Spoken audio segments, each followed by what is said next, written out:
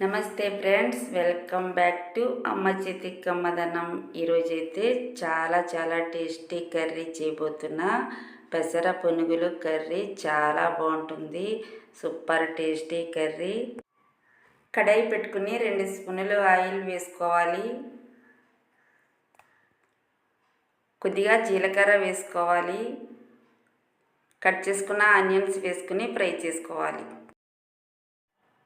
1 spoon అల్లం వెల్లుల్లి paste వేసుకోవాలి. 1/2 స్పూన్ పసుపు వేసుకోవాలి. టేస్ట్కి తగినంత సాల్ట్ వేసుకోవాలి. పెసర పునుగుల్లో సాల్ట్ ఉంటుంది కదా, కొద్దిగా తక్కువే వేసుకోవాలి.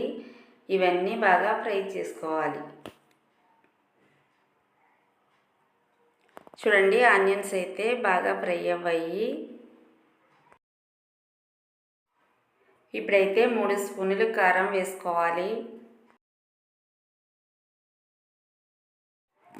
ఈ గ్రేవీని అంతా మిక్స్ చేసుకుని 2 నిమిషాలు కుక్ అయిన తర్వాత కొద్దిగా చింతపండు రసం వేసుకోవాలి.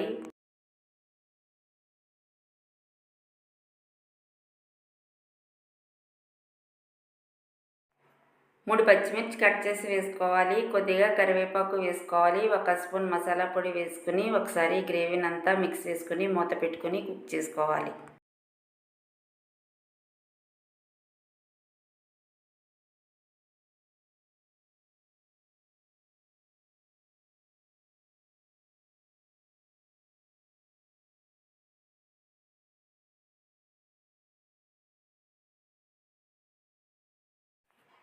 పెసర పునుగులు తీసుకోవాలి. ఈ పెసర పునుగులను అయితే బయట నుంచి రప్పించాము. చాలా స్మూత్గా ఉన్నాయి.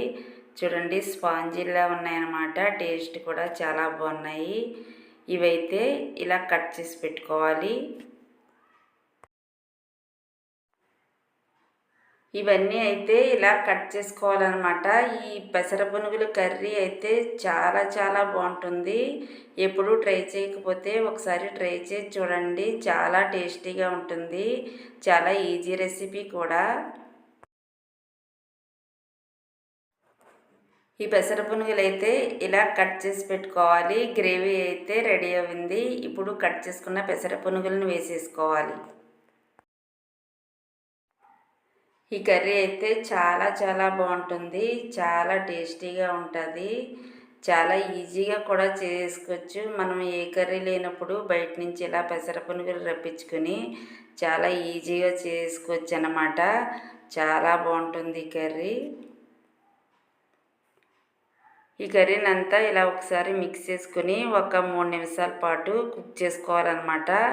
కర్రీ అయితే రెడీ అయిపోయింది. కొద్దిగా కొత్తిమీర వేసేసుకుని గ్యాస్ ఆఫ్ చేసుకోవాలి. కొద్దిగా గ్రేవీలాగే ఉంచుకోవాలి. ఇవి పెసర పునుగులు కదా, డ్రై అయిపోతుంది అన్నమాట కర్రీ. ఇలాగే ఉంచుకోవాలి. చాలా టేస్టీగా ఉంటుంది. ఈ కర్రీ అయితే మా ఇంట్లో అందరికీ చాలా ఇష్టం అన్నమాట. టేస్ట్ చాలా బాగుంటుంది. ఎండి రొయ్యలు వేసుకుంటే ఇంకా టేస్టీగా ఉంటుంది. ఓకే అండి, మా రెసిపీస్ మీకు నచ్చినట్లయితే అమ్మ చేతి కమ్మదనం ఛానల్కి సపోర్ట్ చేసి సబ్స్క్రైబ్ చేసుకోండి ఫ్రెండ్స్.